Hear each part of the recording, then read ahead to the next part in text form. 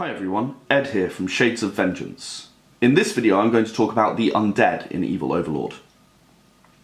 Now the Undead are quite interesting in that the lowest level Undead are really not very powerful at all and seldom have abilities.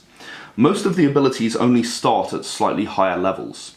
So the weaker Undead, as you may possibly expect, are the kind of basic thing which have swords or maybe a little bit of magic which they just use to damage enemies.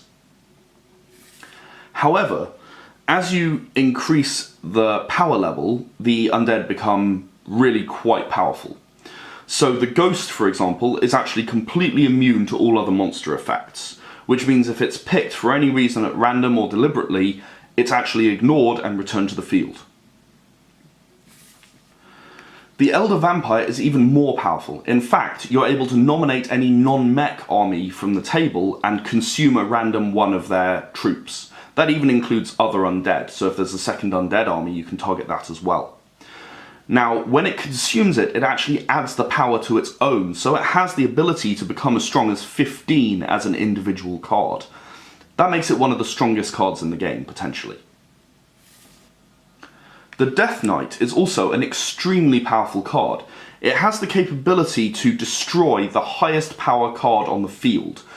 That may even be this card, but if there are any 8s or 9s out there, then they're in serious trouble. The Lich just grows that power even further. The Lich is actually able to disintegrate one monster of your choice on the field, belonging to anyone. It will be immediately and completely destroyed. The Lich King is even more powerful than that. The Lich King actually removes one random enemy from every army that faces you with a frost explosion. This means that every single other player has to pick up their cards and you choose one at random, which is then destroyed. As you can tell, this is an extremely powerful ability, and the Lich King is therefore potentially one of the most powerful cards in the game.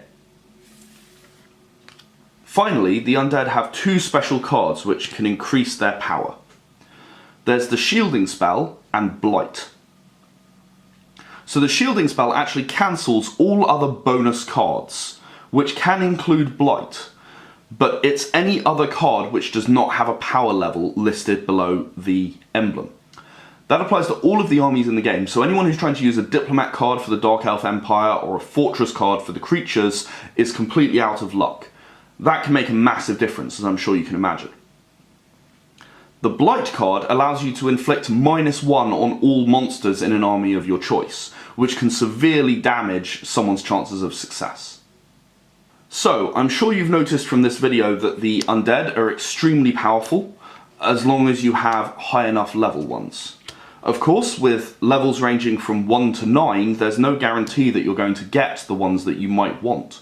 But those who succeed are almost unstoppable. Thank you very much for watching, and please check out the other videos in this series.